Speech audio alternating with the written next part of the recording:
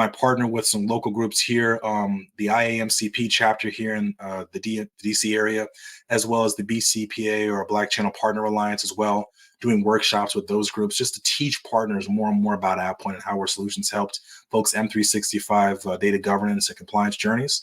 And through that, it just happened to be good timing because we were about to go public. No ISVs that are doing over $1 billion in revenue don't have a channel strategy of in some way, shape, or form. Everybody has to have a solid channel strategy. So when we were going public, that was one of our big bets was channels. So we brought in a new SVP of channel strategy, and I was elected essentially as someone who had a bit of channel experience because of my work in the public sector and working with partners to then transition into a global partner program design role. And with that, we created our first global partner program, as well as the certification path that we have as well.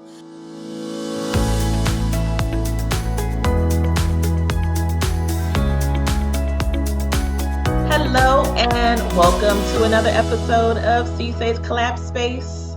My name is Amy Cisse, and today we have Sam Valme. So thank you so much for being here today. So there's a lot to talk about. First and foremost, as you have in your title, you are the Senior Director of the U.S. Channel Sales for AvePoint. But I don't want to do your introduction a disservice, so please give an introduction of who you are. Well, sure. Well, as a famous poet once said, allow me to reintroduce myself. My name is Sam Valme, Senior Director of U.S. Channel Sales for AvePoint. I've been with the company around 10 years. Started off actually in engineering as a solution engineer. Prior to AvePoint, I was at Dell, then I was at Apple, then I was at Geek Squad. So always in technology over the course of my career. At AvePoint, I started engineering, moved over to our services division where I had my first interaction working with partners, actually delivering SMB services on our behalf. Then transitioned into being the senior manager for public sector solution engineering, where I got the opportunity to actually do a lot of training for partners over a number of years, and eventually found that they were fairly good at understanding our technology and also positioning and installing and configuring our tool set as well. So then parlayed that into a partner program enablement manager position, which didn't exist. And then from there, AvePoint was about to go public. They wanted someone to design our partner program and our partner portal.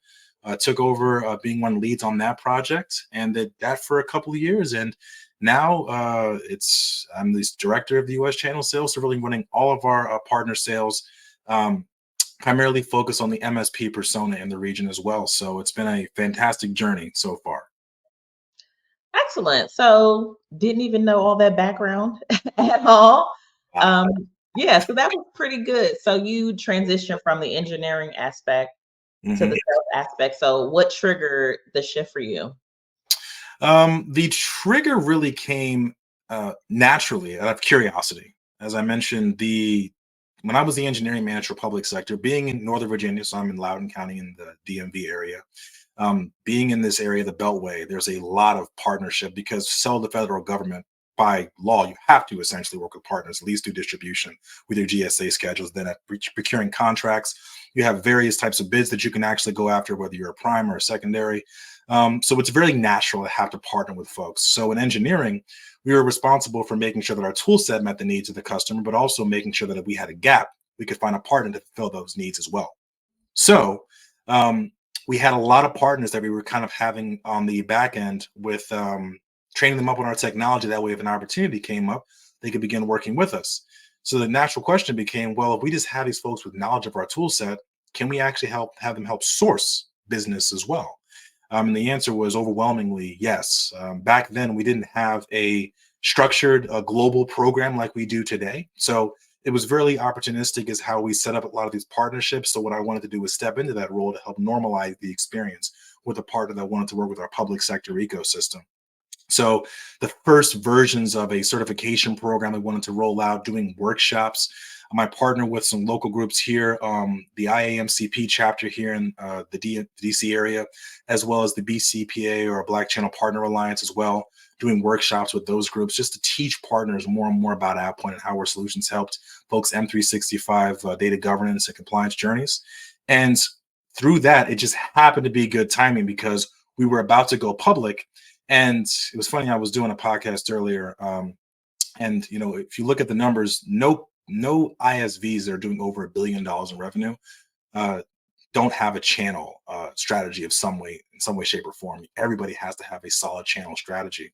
So when we were going public, that was one of our big bets, was channels. So we brought in a new SVP of channel strategy, and I was elected essentially as someone who had a bit of channel experience because of my work in the public sector and working with partners, to then transition into a global partner program design role.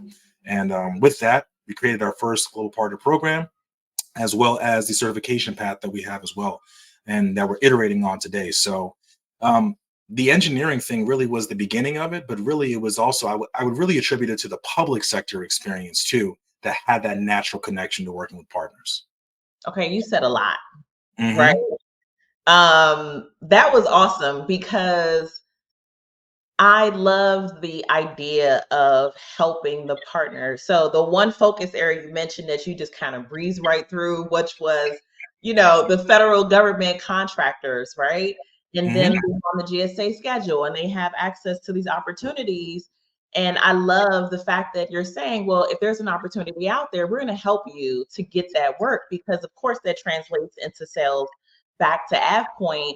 And it also creates a path where if they get the support, if they have questions, they can move forward with continuing to use AvePoint versus getting discouraged because they're just kind of unsure of, what to do, how to use it, how to, configure it for the client. So that's awesome. Mm-hmm. Then you mentioned the part that I had no clue about, which was the certification path. Mm-hmm. So, and we use AvePoint as well. So I had no clue about that. So talk a little bit more about that. Like, how does that Yeah. work? Yeah, so that was something we rolled out about 2 years ago. So you're not too far behind, don't worry. So we rolled out our partner portal. It's a partners.avepoint.com. Anyone that's interested in becoming a partner can go there, register. There's a click-through agreement. And there is actual certification paths that we have for just general knowledge of our technology, all the way to being a technical expert, or what we call it, one of our delivery partners as well. The general idea with the certifications is it's designed to be able to be done within a matter of an hour or two, right? Because it's supposed to be an introduction to the technology, letting you know the basics and best practices of leveraging our technology for your projects. So we have a number of different certification paths across a lot of our different solutions, such as our migration solution, our backup solution, some of our governance solutions as well. And they're free. So anybody can go to partners.avepoint.com. Once you're approved, you can log in there. On the left-hand side of the screen, you'll be able to see certifications. And you can have as many of your colleagues also join once you've been approved as well, to be able to take those certifications, and little badges also sent to you. Once you're complete, you can go ahead and post it on LinkedIn and kind of showcase your knowledge there. And we're continuing to have those updated and rolled out as well. And as I mentioned, there's the kind of general knowledge, and there's the specific, we'll call it like pre-sales level of knowledge. And we also have a program called CAPS, or Certified AvePoint Professional Services. Those are actually partners who have attained our highest level of certification. And what we actually do is, as we have, sales that go on for our software, oftentimes services opportunities will arise. Well, while we do have a services arm that's reserved for a more larger enterprise level, sophisticated customers, we actually give back a lot of services business to our partners, and it's specifically those who have retained that CAPS certification. So it's a way for us to once again invest back into our ecosystem for those that have sufficient knowledge in our tool set.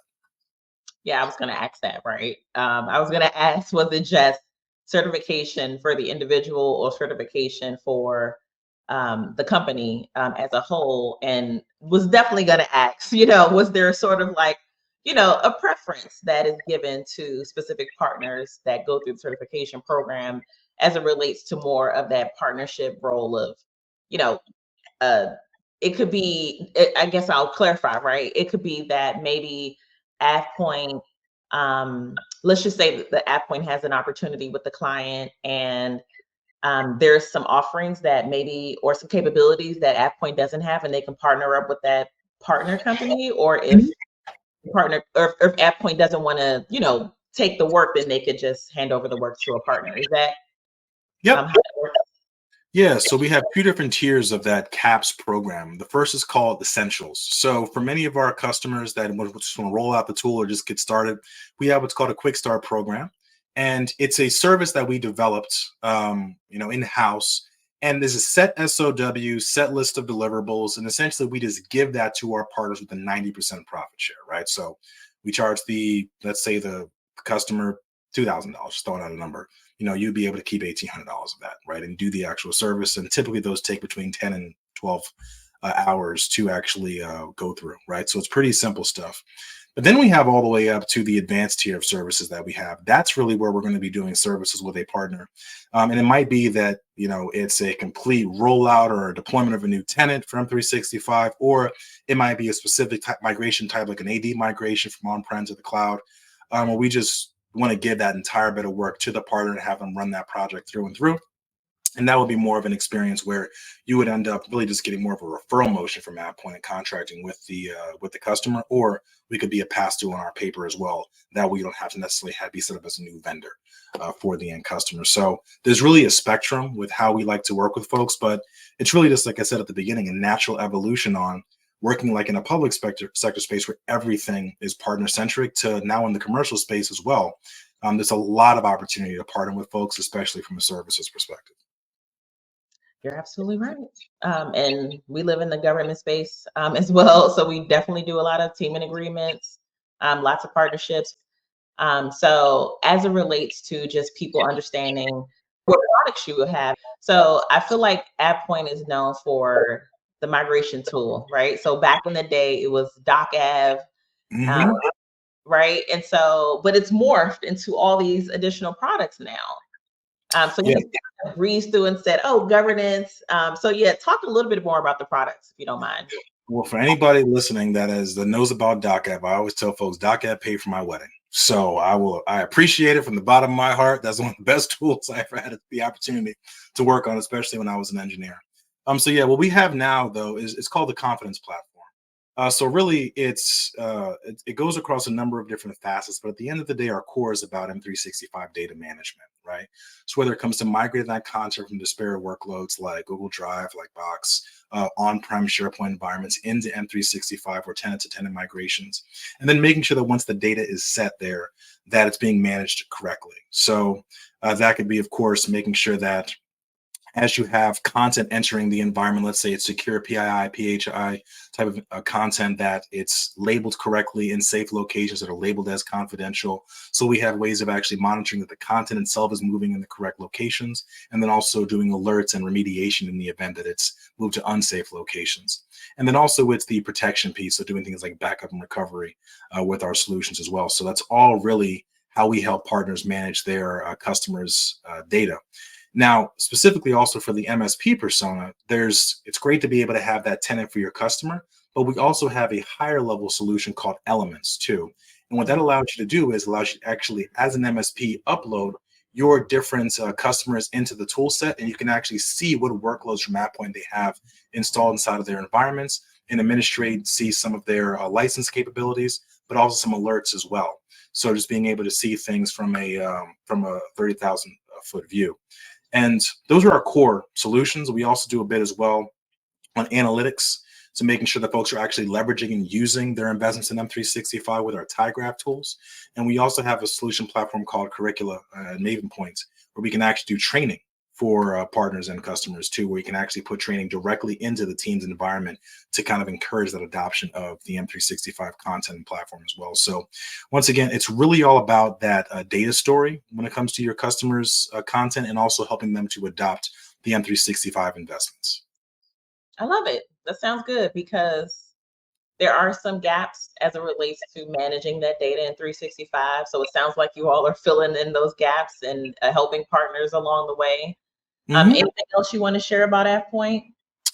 At the end of the day, I think last time I checked, and the comms team would probably kick me if I get it wrong, I think we're a 6-time Microsoft Partner of the Year in various different categories. So our partnership with Microsoft has been very close. We're on a number of their advisory boards for different product sets as well. So a number of the solutions that they come out with to kind of help a broader case, so like Project Syntax they recently released a year or two back, those are tool sets that, while they do play into some of the data protection space, we actually advise and work with them to ensure that it's always a better together story with Microsoft. So For a lot of the folks that are thinking about, do I just use out of the box or do I need a third party like AvePoint? We always recommend folks to explore the full gamut of what Microsoft offers out of the box. But then also think about how they can add services above and beyond, especially from the MSP perspective around data governance, especially with the advent of things like AI and Copilot becoming top of mind for folks.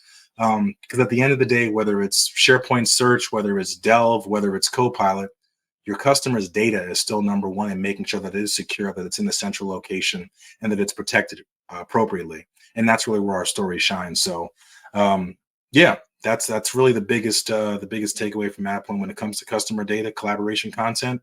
We're the folks for the game.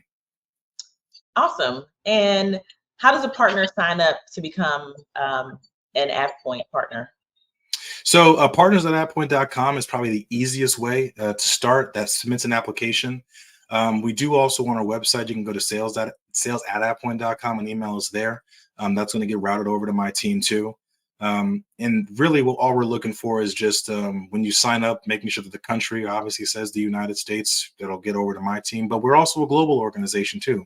We have offices. We just opened an office in Toronto. We've been in Canada for a number of years, but now we just got a new Toronto office.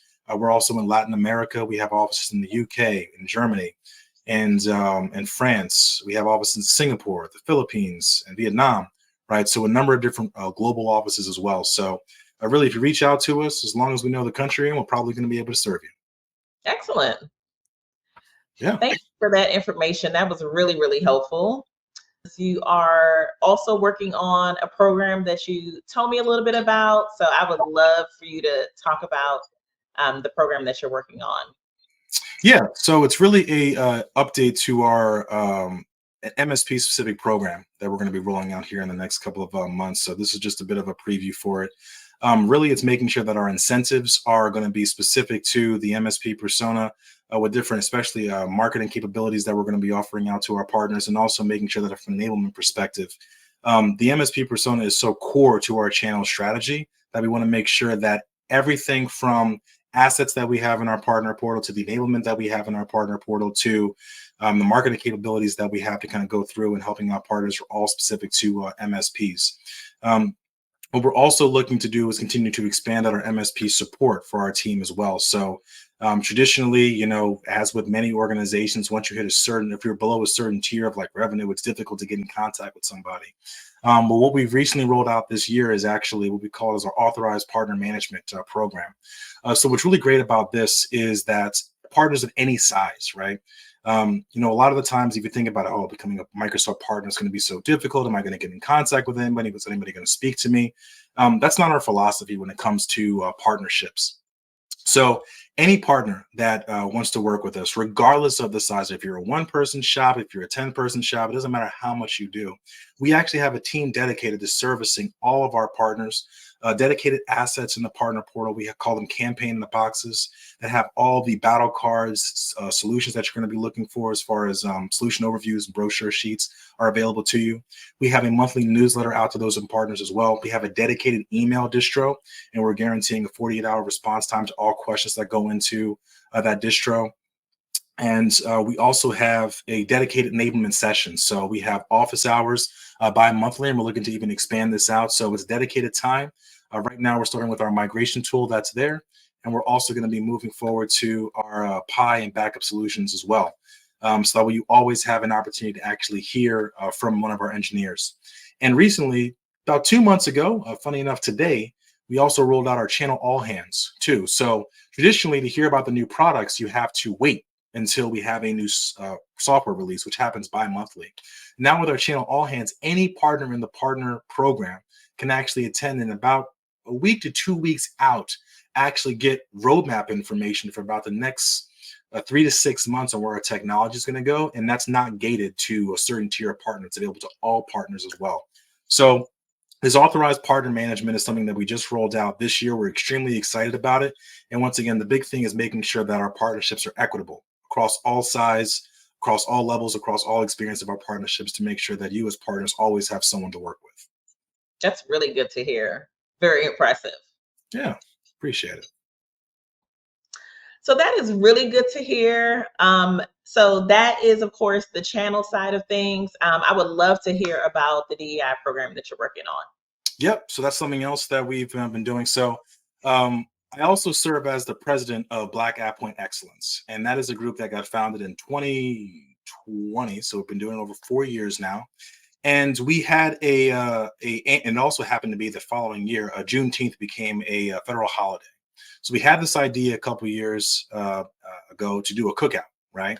We did the first one in Arlington. We did the second one in Fairfax here in Virginia, and we found out that it is hot around Juneteenth.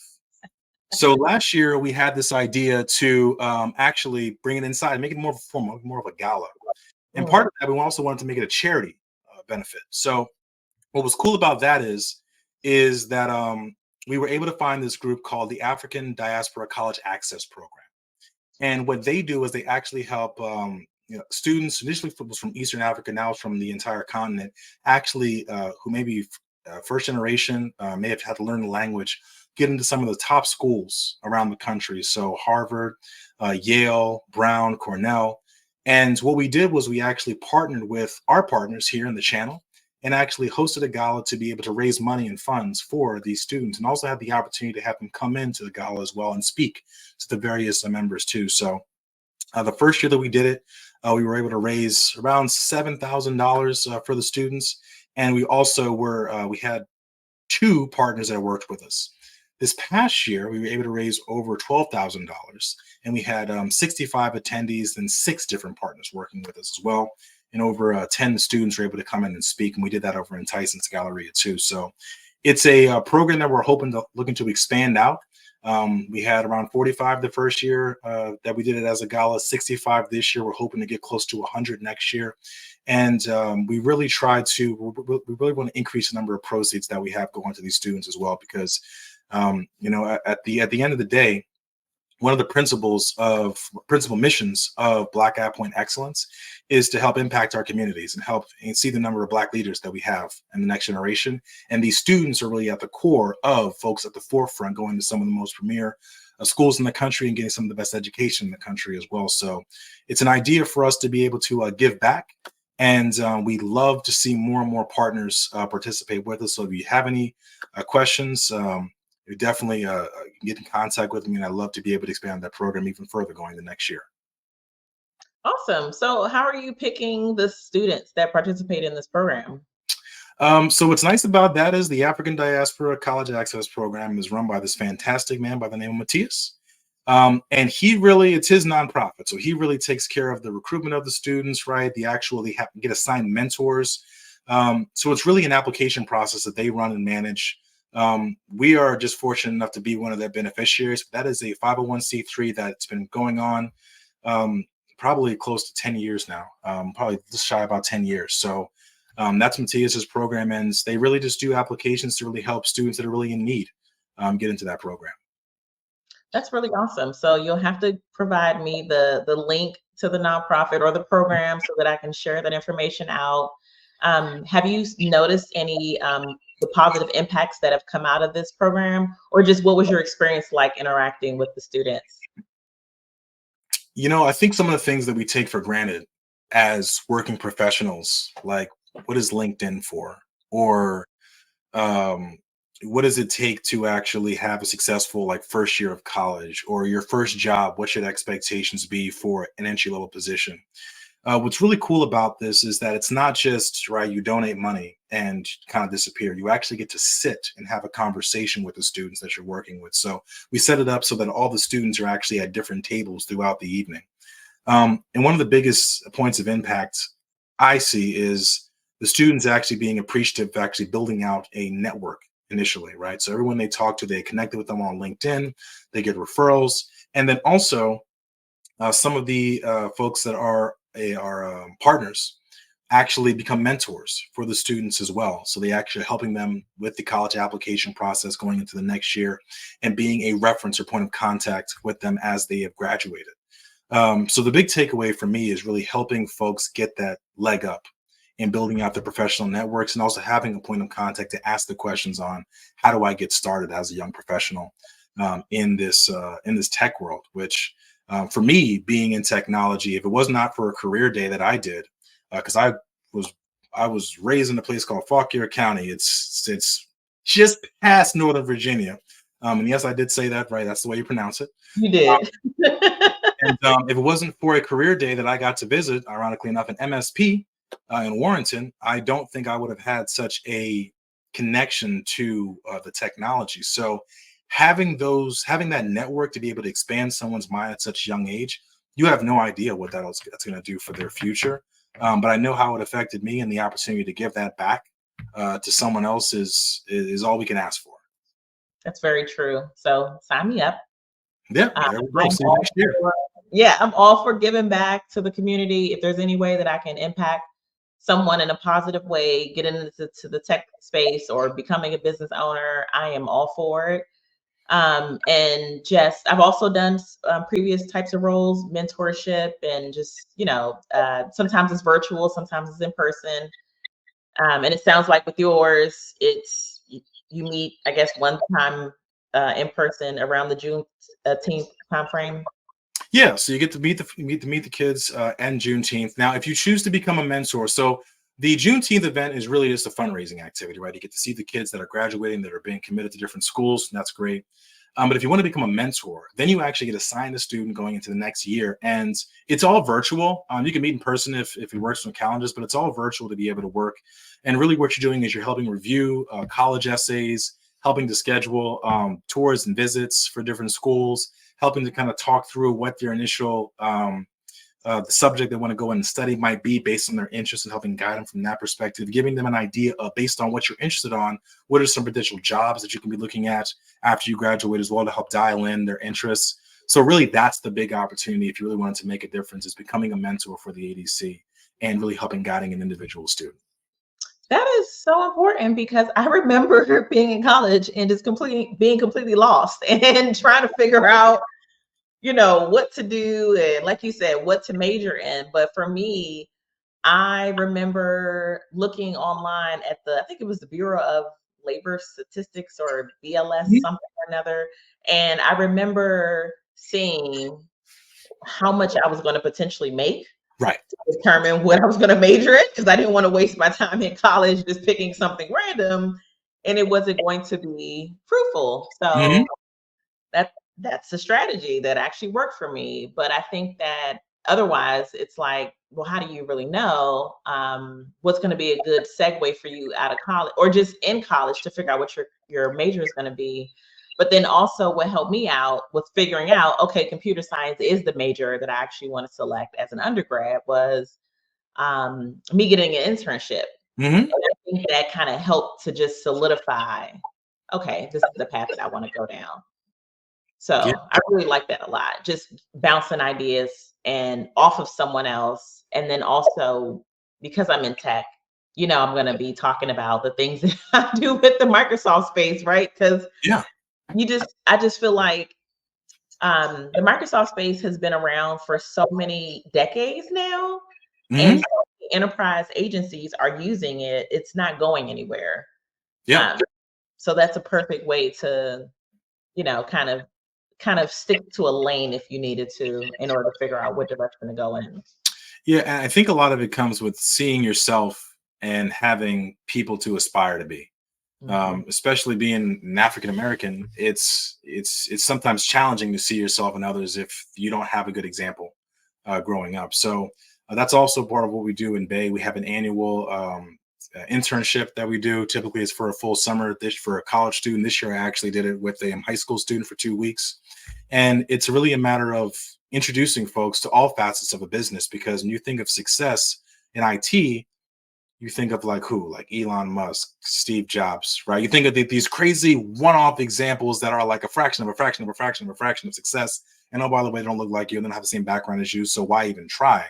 But the reality of the situation is the vast majority of people in technology are nothing like those individuals, right? They have 9-to-5s, they have jobs, they have families, right? They're not like buying randomly companies and renaming Twitter or sending rockets to Mars, right? So giving students, especially, the opportunity to see yourself working, especially you as a business owner as well, it's fantastic to be able to kind of open people's eyes to what is realistic and what is possible. Because once again, we take for granted being in this space and doing what we do every day, working in front of a computer. Up until high school, you're pretty much just getting an assignment, doing the assignment, turning in the assignment, and that is your job, right? It's school. You don't get a lot of exposure to what does it mean to be a marketing director? What does a COO do? An operations manager do? What does the engineers do versus solution engineering versus the software engineering versus the technical support level 1, technical support level 2? And you realize there is a myriad of different options for you as well. And then, yes, of course, it's the compensation piece. So yeah, the Bureau of Labor and Statistics is a great opportunity to see. Now, Absolutely. yeah, and then actually, it's funny. My wife did the same thing and said what she did was she looked at who the employers were that hired based on the degree because she went to JMU. But that's pretty much how she picked a degree. But it's great to have opportunities like that and have someone actually guide you to be able to say like, all right, it's a balance of being about the money, but also being about your interests. Because what you don't want to do is get a degree that you're super passionate in, and then your day-to-day life, you feel all this pressure and anxiety because the financial piece isn't there. Even on the flip side, you don't want to just focus on the money and then hate the job. So having someone there to help guide you and help balance that is really a privilege as a mentor. And if anybody wants to take that on, I definitely applaud them. And I'm thankful for the opportunity and helping to make those connections. Yes, that is truly awesome. Mm-hmm. So keep me in mind for the next round of mentorship for sure. So, of course, it was great talking to you today. How can the audience get in contact with you? Because you Yeah. shared so much information. Yeah. So the best way is definitely LinkedIn. LinkedIn.com/Sam Valme Jr., not senior. I'm not my dad. I don't have a PhD. I'm not my dad. But you'll be able to find me there. That's probably the best way. I don't really have any other social media besides LinkedIn because I'm that level of millennial. But yeah, that's by far the best way. I'm more than happy to connect, chat, have follow-up calls with folks that are interested in any of our programs on the AvePoint side or even on the nonprofit side too, doing those kind of charity work. So more than happy to speak with anyone who wants to have a conversation. Thank you so very much. It was such a pleasure speaking with you today. Perfect. Thank you as well, Amy. Alrighty.